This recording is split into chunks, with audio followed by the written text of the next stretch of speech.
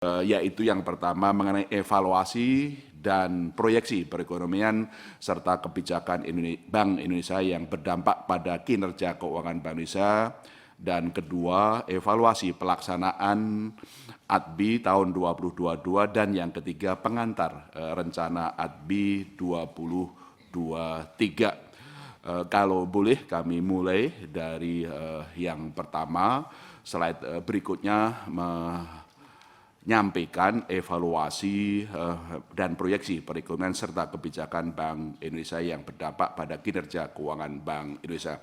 Kami mulai dari kondisi perekonomian global. Bapak-bapak, ibu-ibu sekalian, memang kondisi global tahun ini dan tahun ke depan itu masih akan terus bergejolak. Kita tidak tahu kapan selesainya perang Rusia dan Ukraina.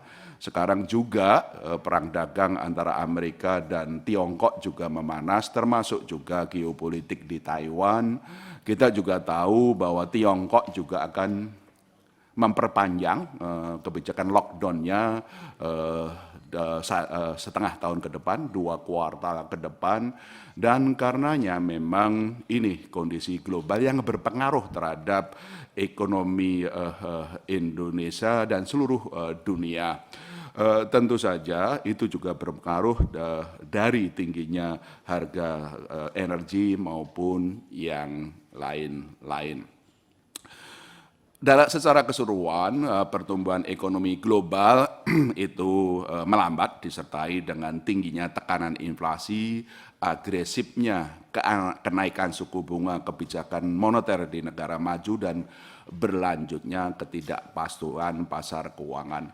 Ada 5 hal yang mencirikan gejolak ekonomi di tahun ini maupun juga kemungkinan akan tahun depan di global. Yang pertama adalah slowing growth, pertumbuhan yang akan melambat, bahkan ada risiko-risiko sejumlah negara itu resesi. Secara keseluruhan di dalam tabel itu pertumbuhan ekonomi dunia yang semula tahun ini 3%, kemungkinan akan turun menjadi 2,6%, bahkan juga ada risiko-risiko turun lagi menjadi 2%, terutama di Amerika dan di Eropa. Resesi di Amerika probabilitasnya sudah mendekati 60%, apalagi di Eropa. Bahkan kondisi winter tahun ini belum yang terburuk, tahun depan yang terburuk, karena memang ini berkaitan dengan kondisi geopolitik, fragmentasi politik, ekonomi, dan investasi. Adalah slowing growth, pertumbuhan yang melambat. Yang kedua, high inflation, inflasi yang tinggi. Tahun ini inflasinya adalah 9,2%, itu dunia. Di Amerika lebih dari 8%, mendekati 8,8%. Eropa 10%. Kemarin di Inggris mendekati 11%. Sehingga inflasi itu sangat tinggi. Dari mana inflasinya? Tentu saja harga energi dan tidak adanya pasokan energi akibat perang maupun kondisi geopolitik. Inflasi energi, inflasi pangan yang langsung kemudian berhubungan dengan kesejahteraan rakyat. Ini adalah yang kedua, high inflation. Yang ketiga adalah high interest for longer, suku bunga yang tinggi dan akan berlangsung lama. Itu adalah seperti itu.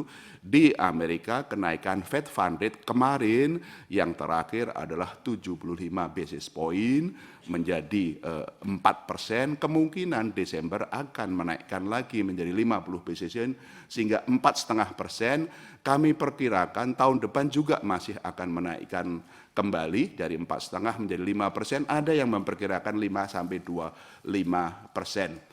Dan puncaknya mungkin triwulan 1, triwulan 2, dan tidak akan turun, segera turun. Dan inilah high interest rate for longer, higher for longer. Di Eropa juga begitu. ECB, Bank Sentral Eropa juga terus menaikkan suku bunga, dan juga di Inggris. Inilah higher interest rate for longer. Dan tentu saja karena ini inflasinya adalah dari sisi supply, dari energi dan pangan, belum tentu inflasinya segera turun. Sehingga kenapa kejar-kejaran antara menaikkan suku bunga dan inflasi yang tinggi. Inilah kenapa yang sering disebut risiko stagflasi. Pertumbuhan yang stagnan menurun dan inflasi yang tinggi. Bahkan sekarang istilahnya adalah resflasi, risiko resesi dan tinggi inflasi. Ini yang ketiga. Yang keempat, strong dollar. Dolar ini sangat-sangat kuat. Terakhir kemarin pernah mencapai 114 indeks mata uang dolar terhadap mata uang utama dunia itu 114. Berarti year on year sudah menguat kurang lebih hampir 25%. Year to date tempo hari menguat sampai hampir 20%, terakhir kemarin sekitar 8%. Semua negara mengalami tekanan pelemahan karena strong dollar. Dolar yang menguat karena Fed Fund Rate yang naik, yield US Treasury yang juga naik seperti itu. Yang kelima adalah cash is the king. Investor global ini karena risiko investasi ini portfolio sangat-sangat tinggi, makanya ya lebih baik sudah tarik aja dananya dulu. Main aman saja, tumpuk aja di alat-alat liquid. Disebut yang cash sama near cash. Cash is the king. Ini yang terjadi di hampir seluruh dunia, termasuk emerging market, termasuk Indonesia. Kenapa terjadi aliran modal keluar, khususnya dari emerging. Kembali ke Eropa karena yield-nya tinggi dan dolarnya juga strong. 5 hal ini, satu, slowing growth, high inflation, high interest rate for longer, strong dollar, dan cash is the king. 5 hal ini yang memang ini kondisinya dan terus terang sekali lagi kita tidak tahu kapan perang Rusia dan Ukraina akan berakhir, ketegangan perang dagang Amerika dan Tiongkok juga memanas, Taiwan juga memanas, lockdown di Cina juga, Tiongkok juga 2 triwulan lagi, berarti sampai pertengahan tahun depan, juga kekurangan masalah pasokan dan distribusi. Nah, seperti ini. Nah, bagaimana menghadapi kondisi gejolak global? Ya, kita di Indonesia kita diajarkan. Mari kita bergandeng tangan. Sinergi, koordinasi yang harus eras, dan alhamdulillah selama 2,5 tahun di COVID ini kami betul-betul bersinergi erat dengan pemerintah, kebijakan moneter dan fiskal. Istilahnya kami dengan Bu Menteri, yuk Bu, mari saling menggendong. Saling kita membantu supaya betul-betul ini kita bisa menyelamatkan ekonomi kita dan melindungi rakyat. Dan yang kedua adalah inovasi, ya kreatif saja. Memang kita menggunakan dasar-dasar teori, konsep-konsep, tapi dalam kondisi yang gejolak ini ya tentu saja pakem harus, tapi tidak boleh kemudian harus berdasarkan kepada pakem. Kreativitas ini. Alhamdulillah selama 2,5 tahun kerjasama dengan fiskal moneter sangat kuat, termasuk burden sharing, termasuk sekarang juga pemerintah memberikan subsidi, dan kemudian kenapa suku bunganya inflasinya tidak terlalu tinggi. Slide berikutnya, dengan sinergi kebijakan pemerintah dan Bank Indonesia yang kuat, alhamdulillah perbaikan ekonomi nasional terus berlanjut di tengah kondisi global yang tadi bergejolak. Satu, kalau berkaitan dengan pertumbuhan ekonomi, alhamdulillah kemarin puji Tuhan di triwulan 3 2022 tumbuh 5,7%, kemungkinan ini di setahun ini bisa tumbuh 4,5 sampai 5,3%, masih di atas 5%, dan itu termasuk yang tertinggi di dunia. Itu di atas 5%. Alhamdulillah puji Tuhan juga konsumsi domestik juga menguat, ekspor masih cukup bagus, investasi cukup bagus. Tahun depan memang kemungkinan kita harus mewaspadai bagaimana memitigasi perlambatan ekonomi dunia, resesi ini terhadap dalam negeri. Tentu saja kisaran-kisarannya tentu saja harus kita bahas secara hati-hati. Untuk pada kesempatan ini kami akan jelaskan mengenai dasar pemikiran mengenai asumsi-asumsi mengenai rugby yang kami mengusulkan asumsi-asumsi yang sangat berhati-hati dengan harapan nanti akan lebih baik. Tentu saja kalau ada kesempatan lebih baik, kami akan terus mendorong supaya keseimbangan antara stabilitas dan pertumbuhan itu terus didukung. Untuk sementara kami memang lebih kepada stabilitas, inflasi, nilai tukar, sehingga pertumbuhannya agak lebih rendah. Tapi kalau ada kesempatan, kami juga akan mendorong pertumbuhan. Ini memang masalah dinamika yang bergejolak ini kan harus kita lakukan assessment. Yang kedua, kalau kita lihat mengenai inflasi, ini memang kemarin bulan Oktober, puji Tuhan, alhamdulillah juga sudah turun 5,7, lebih rendah dari perkiraan kami, 6,1%, masih di atas sasaran, masih di atas 4%. Oleh karena itu kita harus turunkan. Masalahnya adalah untuk bulan November dan Desember dampak dari penyesuaian harga BBM itu masih akan berlangsung. Kemungkinan masih akan naik. Perkiraan kami akhir tahun itu adalah 6,1. Moga-moga bisa lebih rendah lagi. Masalahnya satu, bahwa volatile food yang tempo hari 10,3%, sekarang sudah turun 7,2%, tapi kan masih di atas 5%. Kami mohon betul-betul dukungan pimpinan dengan Komisi 11 untuk yuk ke daerah-daerah, Gerakan Nasional Pengendalian Inflasi Pangan. Yuk kita terus gencarkan, Bu Aida ngider bahasa Jawanya, keliling terus ke 46 untuk menggencarkan Gerakan Nasional Pengendalian Inflasi Pangan. Yuk kita operasi pasar, yuk kita kemudian menenangkan para pedagang dan segala macam supaya inflasi pangan itu bisa turun lagi dari 7,2 sampai 6 bisa 5%, Bu Aida ya, itu supaya betul-betul kita bisa lakukan. Masalah administrative price adalah tarif angkutan. Itu harus dikendalikan, dan juga sekarang ada kenaikan UMR maupun yang di daerah itu yang harus dikendalikan supaya betul-betul ini bersama. Kalau ini bisa dilakukan akhir tahun ini bisa di bawah 6%, saya kira itu akan bagus. Nah, untuk tahun depan memang kemungkinan masih akan tinggi di triwulan 1, triwulan 2, tapi kami akan mengupayakan inflasi inti, core inflation-nya akan di bawah 4%. Itu core inflation-nya akan di bawah 4%, cuma masalahnya tadi inflasi pangannya harus juga turun sekitar 5%, administrative price, tarif angkutan juga enggak naik secara berlebihan, juga upah ini juga jangan terlalu naik berlebihan, sehingga itu betul-betul bisa dilakukan. Kalau demikian tahun depan bisa inflasinya ke 3,6%. Nilai tukar kami tahun ini memang mati-matian untuk menstabilkan nilai tukar. Kami intervensi dalam jumlah yang besar. Kenapa cadangan devisa kami turun dari 139,9 menjadi sekitar 130,1. Kami akan jaga tidak turun lagi. Kami terus memutar otak bagaimana juga supaya para eksportir bisa kemudian juga stay longer di dalam negeri, dan mekanisme ini Bu Destri kemarin juga terus berdiskusi dengan para perbankan, para eksportir supaya juga meningkat, dan juga cara-cara lain supaya cadangan devisa sangat turun.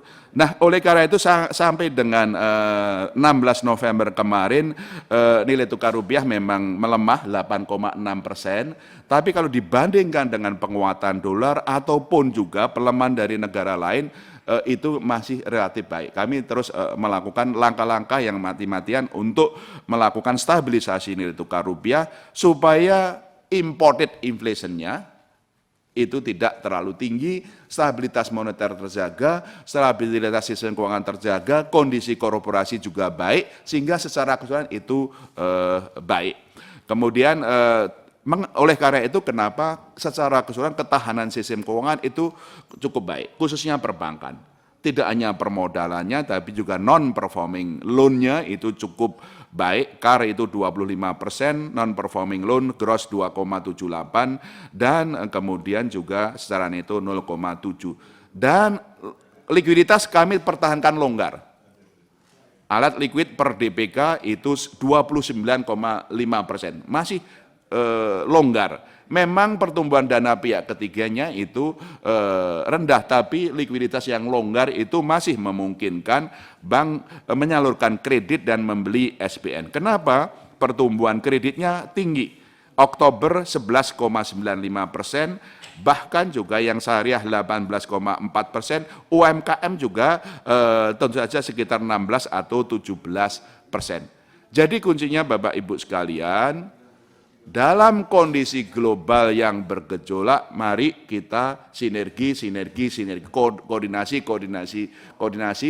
bergandengan tangan, sama-sama menumbuhkan optimisme, bersama-sama mengatasi langkah-langkah mengendalikan inflasi, mendorong pertumbuhan dan juga UMKM maupun dan juga digitalisasi. Lanjut untuk apa yang kami lakukan di Bank Indonesia. Kami tetap menempuh bauran kebijakan, ada 5 instrumen, 5 jamu kalau biasanya saya sampaikan. Moneternya adalah untuk pro stability. Dan kebijakan yang lain, makro prudential, digitalisasi sistem pembayaran, pengembangan pasar maupun ekonomi keuangan inklusif dan hijau, UMKM, ekonomi syariah, ekonomi hijau. 4 ini adalah untuk mendorong pertumbuhan. Sehingga di tengah kami untuk kemudian menstabilkan dari sisi moneter, kami banyak sekali memberikan insentif baik mengenai makrobudensial, sistem pembayaran, pasar uang maupun UMKM dan ekonomi keuangan syariah untuk mendorong pertumbuhan ekonomi. Secara rinci, bagaimana kami lakukan ini, tentu saja dengan tetap bersinergi dan koordinasi erat dengan pemerintah dan KSSK. Apa yang kami lakukan, slide berikutnya, di bidang moneter, kami kemarin memang menaikkan suku bunga BI rate 175 basis point. Sekarang ya pada bulan Agustus, kemudian September dan Oktober dan November, sehingga kemarin kemudian sudah naik menjadi 425 ya, itu 525, mohon maaf, 525. Tujuan kami adalah bagaimana segera mungkin inflasi inti itu bisa di bawah 4% di paruh pertama tahun depan. Semula adalah paruh kedua, kami agak majukan di paruh pertama, dan sekaligus juga menurunkan ekspektasi inflasi sekarang yang masih tinggi, sehingga ini menjadi langkah kami untuk menurunkan inflasi inti sambil kemudian koordinasi untuk gerakan nasional pengendalian inflasi pangan, koordinasi dengan pemerintah untuk administer prices. Kami terus lakukan untuk gerakan nasional pengendalian inflasi pangan. Secara lakukan kita sudah melakukan 38 event di 42 wilayah kerja KPWDN. Kami mohon dukungan seluruh pimpinan dan anggota Komisi 11, yuk kita terus secara lebih gencar gerakan nasional pengendalian inflasi pangan, baik mengenai operasi pasar, kerjasama antar daerah, maupun juga gerakan untuk urban farming, itu untuk bisa mengendalikan inflasi pangan yang masih 7,2%, moga-moga bisa turun 6% ke 5%. Yang kedua, di sisi kebijakan moneter, seperti tadi kami melakukan stabilisasi nilai tukar rupiah untuk mengendalikan imported inflation dan menstabilkan pasar SBN, pasar keuangan maupun perbankan dan korporasi melalui transaksi spot, domestic non-delivery forward maupun juga operasi di SBN sekunder. Yang ketiga, kami juga istilah kami adalah melakukan twist operation. Itu adalah bagaimana untuk yield SBN-nya di bawah 10 tahun itu bisa itu imbal hasilnya itu bisa tetap menarik, sehingga aliran modal asing keluar itu bisa berhenti, sementara untuk yield jangka panjangnya di atas 10 tahun, 10 tahun ke atas naiknya tidak berlebihan. Oleh karena itu kami melakukan penjualan SBN yang tenornya jangka pendek di pasar sekunder dan berjaga-jaga kalau kenaikan yield jangka panjang terlalu tinggi ya kami siap-siap melakukan pembelian di sana berkoordinasi dengan Kementerian Keuangan. Likuiditas juga tetap longgar agar betul-betul bank masih bisa terus menyalurkan kredit. Kami juga koordinasi terus erat fiskal moneter termasuk juga partisipasi Bank Indonesia dalam pembiayaan APBN melalui pembelian SBN di pasar perdana untuk tujuan program pemulihan ekonomi nasional maupun juga penanganan kemanusiaan dan kesehatan karena COVID-19 berdasarkan Undang-Undang 220 dan kemudian ditindaklanjuti dengan kesepakatan bersama antara Gubernur Bank Indonesia dan Kementerian Keuangan. Sejauh ini berdasarkan Undang-Undang 220 kami telah membeli SBN dari pasar perdana jumlahnya 974,09 triliun. 974,09 triliun rupiah yang kesepakatan bersama yang pertama sebesar 26,61 triliun, kesepakatan bersama kedua adalah 397,56 triliun dan kesepakatan bersama ketiga untuk kesehatan dan kemanusiaan 310,4 triliun sampai dengan 15 November. Untuk yang KB3 kesepakatan bersama 3 masih ada sisa 128,58 triliun belum direalisasi maksud saya. Bank Indonesia kami komitmen ini juga untuk bisa merealisasikan 128,5. Jadi kalau di total ini sampai dengan akhir tahun ini prognosanya kurang lebih kami membeli di pasar perdana ini sekitar 1.144 triliun rupiah selama 3 tahun untuk dukungan kepada APBN dalam rangka penanganan COVID maupun pemulihan ekonomi sesuai Undang-Undang 2220. Untuk yang makro prudential kami lakukan relaksasi. Kami berikan insentif dan relaksasi semua kebijakan makro prudential apakah countercyclical buffer, rasio intermediasi makro prudential, rasio penyangga likuiditas makro prudential itu kami juga longgarkan. Down payment 0% juga kami telah perpanjang sampai 2023, apakah berkaitan dengan kredit properti maupun kredit bermotor. Kami juga terus memberikan insentif kepada bank-bank yang menyalurkan kredit dan pembiayaan ke sektor-sektor prioritas dengan penurunan insentif, penurunan GWM. Kami terus lakukan dan kami siap nanti tahun 2023 memperluas kembali insentif-insentif ini untuk terus mendorong kredit pembiayaan ke sektor real.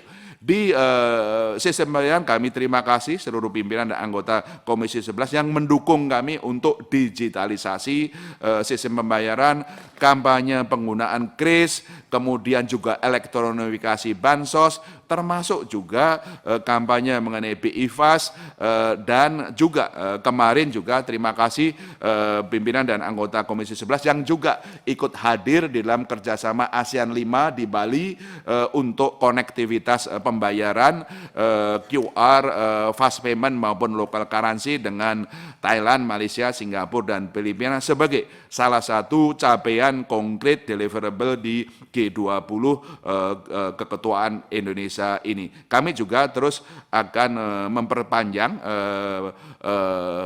mengenai untuk kartu kredit maupun merchant discount rate. Untuk UMKM slide berikutnya kami sekaligus juga terima kasih untuk dukungan pengembangan UMKM sekarang ini mengenai digital farmingnya sudah 56 klaster pangan dan juga Gerakan Nasional Bangga Buatan Indonesia kami tidak pernah absen, setiap bulan kami terus dukung pemerintah pusat maupun daerah termasuk juga karya kreatif Indonesia kami lakukan, bahkan juga para pimpinan dan pegawai BI pun juga sekarang selalu juga membeli UMKM-nya, binaan BI, sehingga itu bagian bagian-bagian kami mempromosikan, termasuk juga ke luar negeri, business matching, ekspor maupun juga onboarding, juga digitalisasi kepada sistem pembayaran, sehingga motonya itu saja UMKM naik kelas, go ekspor dan go digital. Untuk ekonomi keuangan syariah, kami juga terima kasih dukungan-dukungan untuk Festival Ekonomi Syariah, ISEP maupun juga pengembangan ekonomi keuangan syariah, termasuk kemarin di dalam ISEP terakhir kemarin juga untuk International Modest Fashion Festivalnya cukup sukses, dan ini kami lakukan sehingga memang ini ekonomi keuangan syariah sama dengan juga UMKM itu bagian inklusi ekonomi dan keuangan, karena ini menjadi pendukung ekonomi kita. Slide berikutnya mengenai pasar uang, kami terus lakukan pengembangan berkaitan dengan electronic trading platform multi matching, demikian juga untuk kerjasama antar negara untuk menggunakan local currency transaction sebagai bagian-bagian juga capaian dari G20 untuk 6 agenda prioritas. Dan itu juga di G20 memang alhamdulillah puji Tuhan kemarin leaders itu sangat diapresiasi oleh negara-negara leader dari berbagai negara, bagaimana kepemimpinan Indonesia mampu memajukan G20 dalam masa-masa yang sulit ini, dan tentu saja itu dukungan dari pimpinan dan Komisi 11 itu juga sangat penting. Itulah mengenai bauran kebijakan Bank Indonesia. Slide berikutnya tentu saja bauran kebijakan Bank Indonesia itu merupakan bagian sinergi kami yang sangat erat dengan pemerintah dan KSSK untuk bersama-sama pemulihan ekonomi nasional. Nah, ini 5 respon kebijakan saja. Yang pertama tadi koordinasi fiskal moneter, akselerasi transformasi sektor keuangan, termasuk insentif di makroprudensial, demikian juga transformasi sektorial. Kami juga mendukung pemerintah untuk pariwisata, untuk juga manufacturing, maupun juga mengenai digitalisasi ekonomi dan keuangan, sistem keuangan, termasuk juga ekonomi hijau dan inklusif. Ini komitmen kami untuk terus bersinergi ke depan yang memang penuh tantangan, supaya memang betul-betul stabilitas kita tetap terjaga, momentum pertumbuhan tetap bergulir, dan ke depannya dalam menuju jangka menengahnya tetap bangkit pertumbuhan ekonomi jangka menengah yang lebih tinggi. Bapak pimpinan dan anggota Komisi 11 DPR RI yang kami hormati, berdasarkan tadi gejolak global, kinerja ekonomi Indonesia, maupun juga bauran kebijakan nasional, maupun juga sinergi kami dalam bauran kebijakan Bank Indonesia, perkenan kami untuk slide berikutnya untuk evaluasi bagian yang kedua, evaluasi pelaksanaan tugas dan anggaran tahunan Bank Indonesia di tahun 2022. Dengan gambaran-gambaran tadi, tentu saja kami terus berusaha keras bersinergi erat dengan pemerintah dan KSSK, bagaimana sama-sama melindungi negara kita, ekonomi kita, dan rakyat kita dari gejolak global. Dan karena itu yang terus kami lakukan, sehingga secara keseluruhan ini juga mempengaruhi pelaksanaan tugas Bank Indonesia secara keseluruhan. Alhamdulillah, puji Tuhan, dan juga dengan dukungan dari pemerintah, KSSK, pimpinan Komisi 11, secara keseluruhan kinerja Bank Indonesia untuk tahun 2022 itu cukup baik secara keseluruhan. Indikator-indikator kinerja yang disetujui oleh DPR itu tercapai. Tentu saja masih kita harus berjuang berkaitan dengan pengendalian inflasi, maupun juga untuk mendorong kredit dan pembiayaan, dan juga bagaimana tetap mengamankan cadangan devisa kita tetap lebih cukup ya untuk mengendalikan stabilitas nilai tukar, dan kami terus untuk berupaya untuk itu, sehingga secara keseluruhan indikator kinerja atau capaian kinerja kami di Bank Indonesia selama tahun 2022 dan prognosanya alhamdulillah puji Tuhan itu cukup baik. Dan juga untuk tata kelolanya laporan keuangan Bank Indonesia juga memperoleh predikat wajar tanpa pengecualian dari BPK. Ini adalah diperoleh selama 19 tahun berturut-turut, dan itu juga tentu saja berkat dukungan dan selalu masukan-masukan yang sangat kami harapkan dari Komisi 11 DPR RI. Dan tentu saja ke depan kami akan terus melakukan langkah-langkah untuk penguatan lebih lanjut, melakukan stabilitas, mendorong pertumbuhan ekonomi, dan juga bagaimana mengatasi gejolak global. Oleh karena itu, slide berikutnya kami juga terus melakukan berbagai transformasi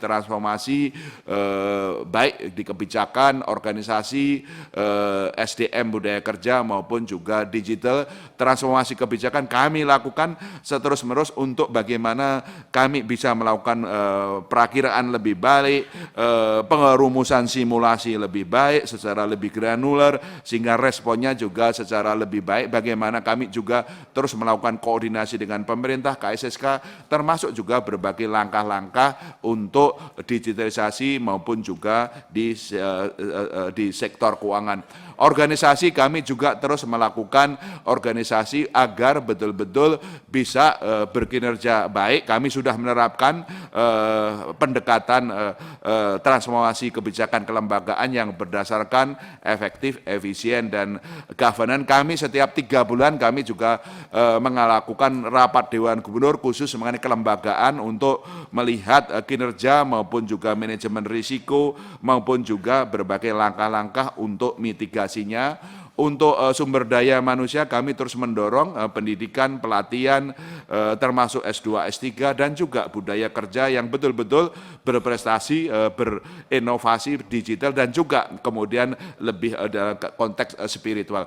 Transformasi digital juga kami terus lakukan untuk ke depan mengeluarkan digital rupiah, dan juga kami secara internal juga mulai proses untuk digital business process engineering, karena 60% dari pegawai kami adalah kalangan muda, milenial, dan generasi Z, sehingga kami harus juga menyesuaikan pola kerja hybrid, pola kerja digital yang terus kami lakukan, termasuk juga e-licensing, Antasena, maupun langkah-langkah e-katalog maupun yang lain secara digital. Bapak Ibu sekalian, itu saja berbagai langkah kebijakan maupun transformasi tadi berpengaruh terhadap anggaran. Slide berikutnya kami dapat sampaikan prognosa anggaran keseluruhan tahun 2022 sampai September, sebagaimana terlihat dalam tabel, realisasi anggaran mencatat surplus sebesar 22.873 miliar dan diprognosikan akan mencapai 13.023 miliar pada akhir tahun, karena memang sejumlah anggaran-anggaran pengeluaran kami akan terus masih dalam proses pembayaran maupun juga realisasinya, sehingga ini akan kami lakukan. Sehingga anggaran operasional tahun 2022 akan diprognosikan surplus 15.331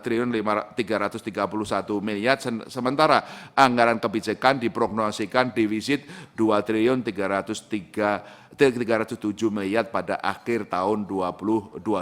Secara rinci pada slide 14 ini adalah prognosa penerimaan operasional 2022 di mana anggaran penerimaan operasional kami prognosakan meskipun sekarang sampai dengan September masih 76,79%, kami prognosakan bisa mencapai 100,55% pada akhir tahun. Terutama ini berasal dari hasil pengelolaan aset falas, dan meskipun cadangan devisa menurun, tapi karena imbal hasilnya suku bunga luar negeri naik, sehingga itu secara keseluruhan itu bisa mencapai prognosnya 100,45%. Untuk slide berikutnya, untuk ini secara rinciannya hasil pengelolaan aset falas. Untuk pengeluaran operasional slide 16 secara keseluruhan dapat kami sampaikan bahwa realisasi anggaran pengeluaran operasional sampai dengan September itu 9.603 miliar, 67,19%, tapi kami prognosikan bisa kami dorong tingkatkan menjadi 92,65%. Realisasi terbesar tentu saja adalah untuk gaji dan penghasilan, manajemen sumber daya manusia, logistik, penyelenggaraan operasional kegiatan pendukung maupun juga mengenai PSBI dan pemberdayaan sektor real. Untuk realisasi program sosial Bank Indonesia dan pemberdayaan sektor real hingga September memang kemarin memang di paruh pertama memang karena kondisi COVID masih mengalami kesulitan, realisasinya sampai dengan September masih 57,47%, tapi kami komitmen bahwa akan kami terus naikkan sampai dengan akhir tahun, prognosenya bisa terrealisasi 96,87%, sehingga secara keseluruhan kami terus akan meningkatkan berbagai program-program untuk penanganan pandemi COVID, pengembangan SDM unggul maupun juga gerakan nasional pengendalian inflasi pangan, di samping juga UMKM maupun juga berbagai bantuan teknis. Bapak pimpinan dan anggota Komisi 11 DPR RI, demikian itu tadi adalah berkaitan bagian kedua evaluasi pelaksanaan tugas dan ADBI 22. Peran kami untuk beralih kepada arah kebijakan dan rencana ADBI tahun 2023. Slide berikutnya tentu saja dalam menyusun arah strategis, visi dan misi Bank Indonesia tetap menjadi acuan kami, di mana sebagaimana telah kami sampaikan, Bank Indonesia, visi Bank Indonesia menjadi bank sentral digital terdepan yang berkontribusi nyata terhadap perekonomian nasional dan terbaik di antara negara emerging market untuk Indonesia maju, sehingga kemudian tentu saja mengenai visinya ini kami jabarkan.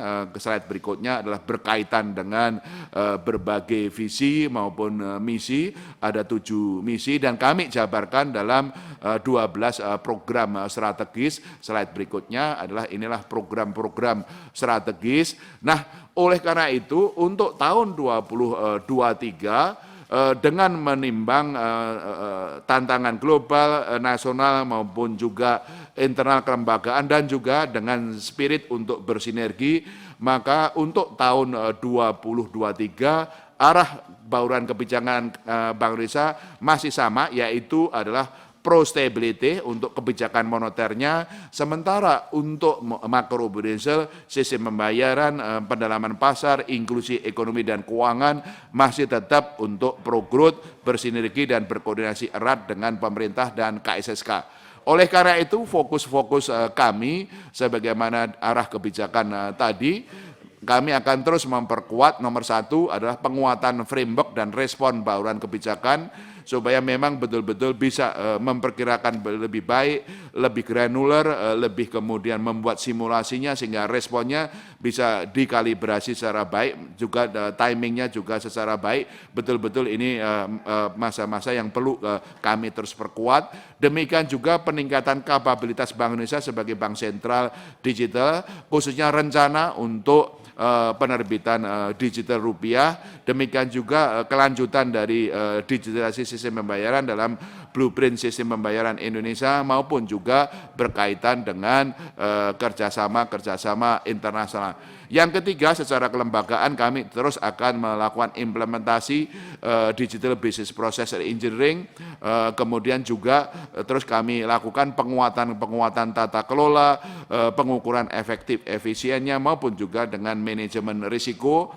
Yang keempat, kami juga melakukan persiapan pada waktunya kalau RUU PE 2SK sudah disepakati, kami juga sudah siap untuk melakukan antisipasi terhadap proses bisnis di Bank Indonesia maupun juga kepemimpinan Bank Indonesia di level nasional maupun internasional. Yang kelima, kami juga tahun depan sudah mulai juga mempersiapkan untuk kepindahan Bank Indonesia ke ibu kota negara.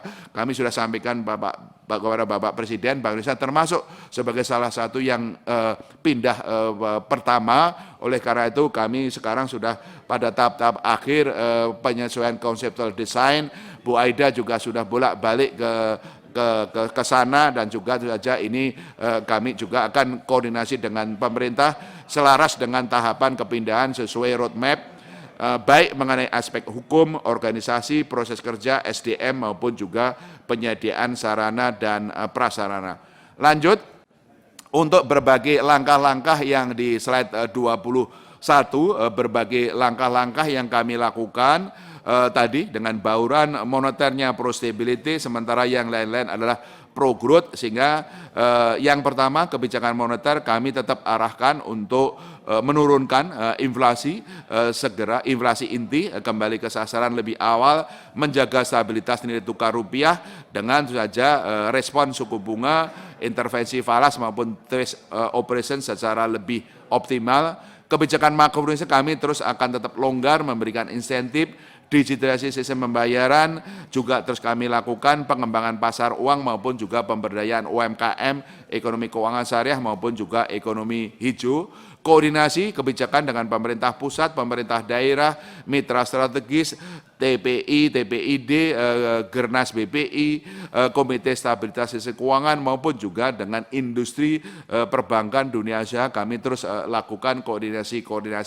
Dari sisi kelembagaan saja akan melanjutkan penguatan transformasi kelembagaan menuju kinerja unggul dengan proses bisnis digital yang efektif, efisien, dan bertata kelola. Oleh karena itu slide berikutnya, transformasi Bank Indonesia juga kami terus akan lanjutkan, baik transformasi kebijakan, transformasi organisasi, transformasi SDM budaya kerja maupun transformasi digital terus kami lakukan untuk mewujudkan visi misi dan juga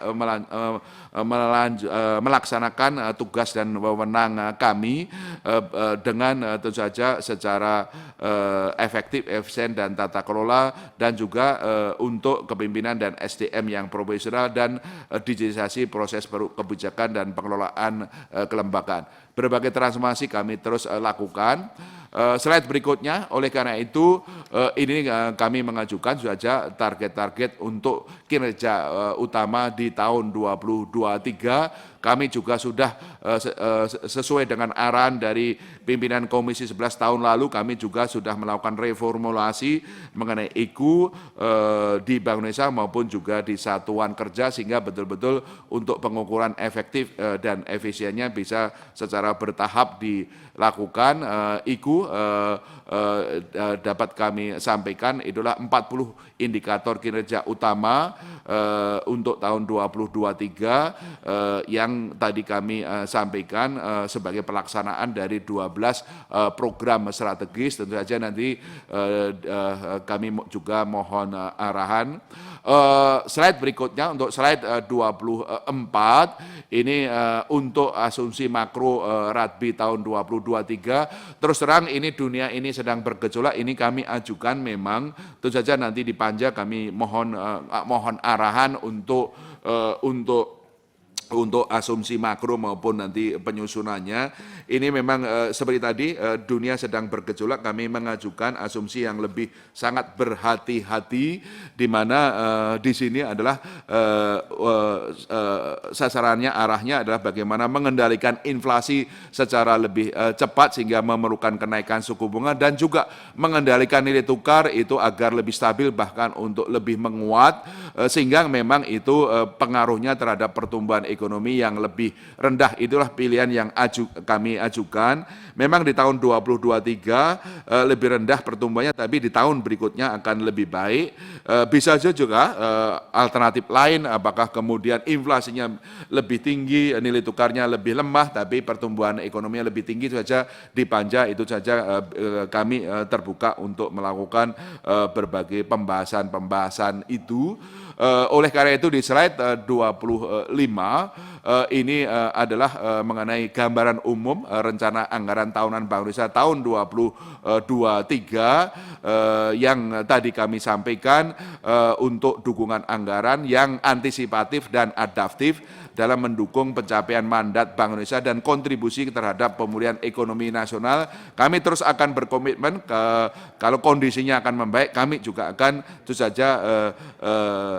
akan juga melakukan penyelesaian yang ada, sehingga secara keseluruhan RATB tahun 2023 diperkirakan defisit sebagaimana dilihat di tabel di sana adalah 19.992 miliar, terutama dari defisit anggaran kebijakan yang defisit 33.155, di mana anggaran operasionalnya surplus 13.163 miliar.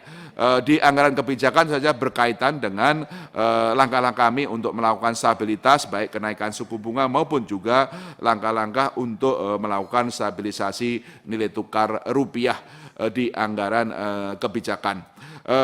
Untuk anggaran operasional slide 26 adalah proposal untuk ADB operasional tahun 2023 untuk nanti mendapatkan persetujuan dari pimpinan dan anggota Dewan yang terhormat.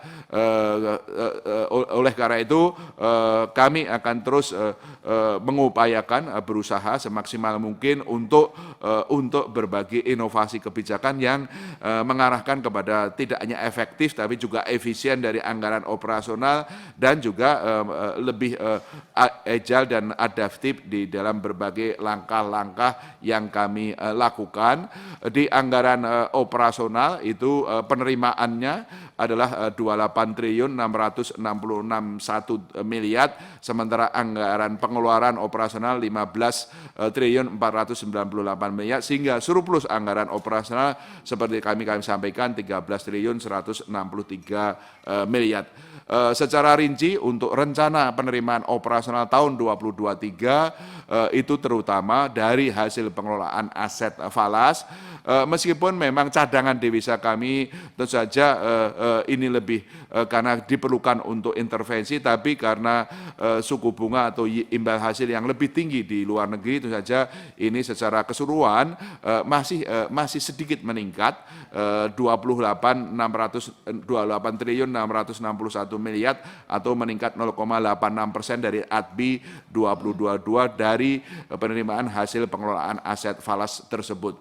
Sementara di slide 28 untuk rencana pengeluaran anggaran operasional tahun 2023 totalnya adalah 15.498 miliar, naik 8,43% dari ADB 2023. Gaji dan penghasilan 4.704 miliar, manajemen sumber daya manusia 3.099 miliar, logistik 2.542 miliar, untuk operasional kegiatan pendukung 2.067 miliar, untuk PSBI dan juga untuk sektorial UMKM 1.235 miliar, dan untuk pajak 1.473 miliar dan cadangan anggaran 373 miliar.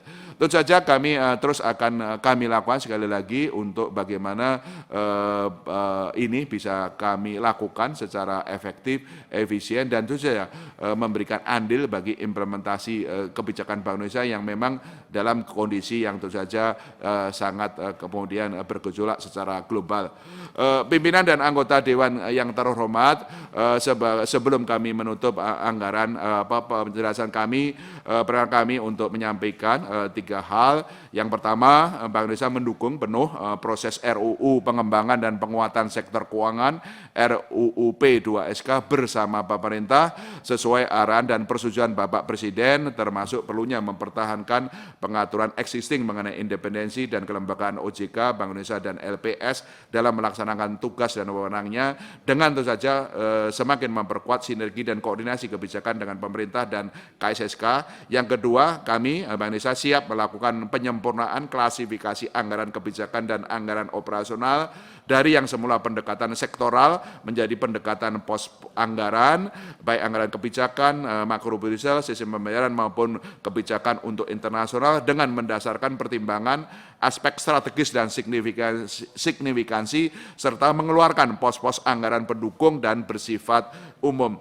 Yang ketiga, Bank Indonesia kami juga akan mohon dukungan kepada seluruh pimpinan dan anggota Komisi 11 untuk semakin meningkatkan program-program edukasi dan komunikasi kepada masyarakat dalam kondisi yang tentu saja penuh tantangan untuk kita semakin bersama-sama menumbuhkan optimisme, keberlanjutan, stabilitas dan pemulihan ekonomi nasional di tengah gejolak perekonomian global, edukasi dan komunikasi baik di bidang moneter, makroprudensial, digitalisasi sistem pembayaran dan pengedaran uang, pendalaman pasar maupun juga UMKM dan ekonomi keuangan syariah. Demikian Bapak Pimpinan, Bapak Ketua, seluruh pimpinan anggota Komisi 11 sesuai dengan Undang-Undang Bank Indonesia pasal 60 ayat 3 dan sejalan dengan upaya untuk mewujudkan tata kelola yang baik serta untuk mendukung kelancaran pelaksanaan tugas Bank Indonesia, besar harapan kami agar kiranya anggota Dewan yang terhormat berkenan menerima evaluasi pelaksanaan anggaran operasional 2022 dan penjelasan rencana anggaran operasional BI tahun 2023 yang selanjutnya tentu saja mohon persetujuan. Sekian, terima kasih. Wassalamualaikum warahmatullahi wabarakatuh. Waalaikumsalam warahmatullahi wabarakatuh. Bapak, Ibu, dan saudara-saudara sekalian, itulah yang telah disampaikan tentang evaluasi kinerja Bank Indonesia tahun 2022 dan pengantar rencana anggaran tahunan BI tahun 2023. Barangkali untuk membahas itu kita putar dulu, walaupun mau dibentuk panja, kita putar dulu paling tidak satu putaran. Bagaimana? Setuju? Satu putaran apa dua putaran? Satu aja cukup, karena nanti mau dibentuk panja. Nanti panjanya tidak punya kerja itu. Ya. Baiklah Bapak Ibu, kita putar mulai dari PDI Perjuangan. Kami persilakan.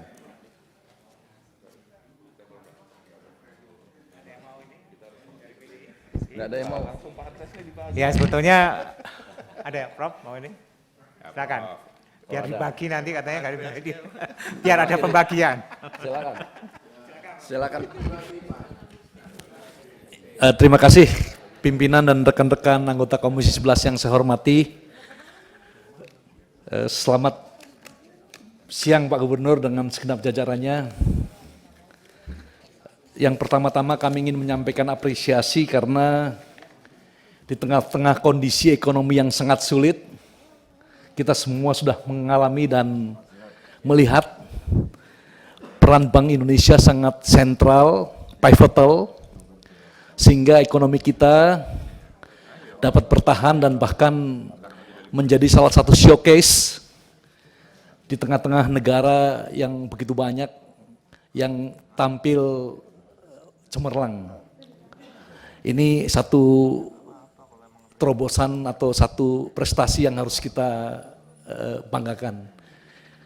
Yang kedua, setiap kali kita berbicara tentang transformasi menjadi bank sentral digital, Pak Gubernur, selalu ada rasa kekhawatiran bahwa di tengah-tengah masyarakat kita ada fakta yang tidak bisa kita pungkiri, adanya digital divide. Jadi setiap bentuk transformasi ke digitalisasi memiliki efek yang sifatnya mempertinggi ketimpangan. Itu yang kami rasakan. Setiap kali kami sosialisasi dibantu oleh Bank Indonesia tentang hal-hal yang berbau digital, di tengah-tengah audiens yang sedang kami sosialisasi, kami merasakan betapa digitalisasi itu ya tanpa upaya yang masif untuk melakukan edukasi dan literasi, itu justru malah memperparah ketimpangan. Ini yang kami rasakan. Terus yang ketiga, Bank Indonesia ke depan akan memiliki wajah baru karena RUU P2SK sedang dalam proses pembahasan. Tentu kalau kita berbicara ATBI 2023, kita juga harus mengantisipasi peran-peran baru dan kewenangan-kewenangan baru yang ada di BI. Apakah ini sudah diantisipasi dan dimasukkan dalam perhitungan-perhitungan yang disampaikan Pak Gubernur.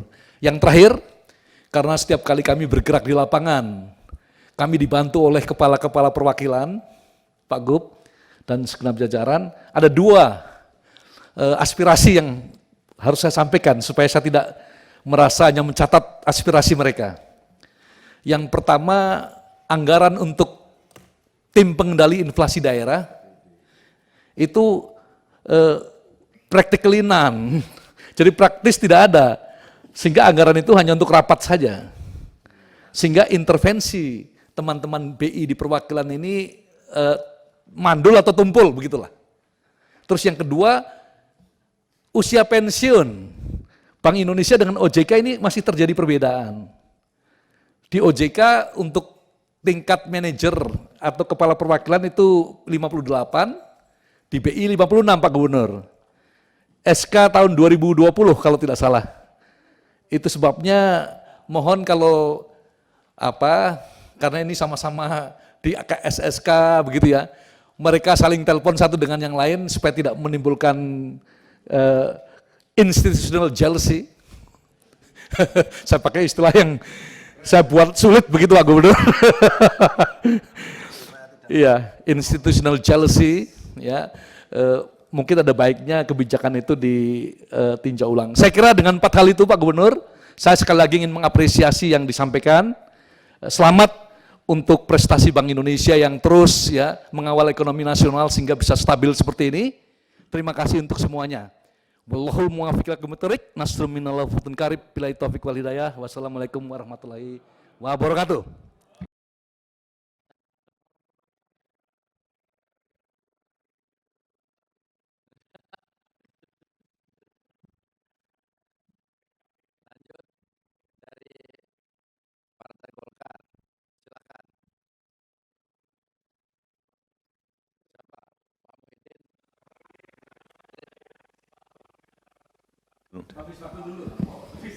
Hah? Ya, baik. Terima kasih Ketua. Pimpinan yang saya hormati, rekan-rekan anggota Komisi 11 yang saya hormati, Pak Gubernur beserta seluruh jajaran yang saya hormati pada siang hari ini. Saya pertama-tama menyampaikan ucapan terima kasih dan apresiasi kepada Bank Indonesia yang sudah melaksanakan tugasnya dengan baik dalam rangka menjaga moneter kita. Saya kira upaya-upaya ini sangat baik dan ini perlu kita lanjutkan. Cuma sedikit Pak Gubernur, kalau saya melihat ini inflasi IHK ini kan sulit terkendali karena adanya lagi kenaikan upah buruh dan lain-lain sebagainya. Saya pernah mengikuti di daerah. Tetapi saya kira ini perlu diperluas Pak Gubernur. Karena dengan sistem pemerintahan kita sekarang otonomi daerah, itu bisa kita jangkau kalau bisa sampai di kabupaten-kabupaten. Sehingga betul-betul bagaimana kita mampu menggerakkan, terutama di sektor pangan, ya. Ini saya kira sangat penting sekali. Karena saya lihat efektivitas ini bagus untuk tingkat provinsi. Tapi untuk tingkat daerah kabupaten kota Pak Gubernur itu sekedar mengirim perwakilan yang belum tentu memahami tentang ini. Ini kalau saya perhatikan selama ini, terutama di daerah Jawa barangkali karena ini penduduknya sangat besar dan pengaruhnya sangat tinggi sekali. Jadi ini kalau bisa diperluas dan tadi sama dengan Prof. Jadi memang teman-teman di daerah ini sedikit agak mengeluh Pak Gubernur.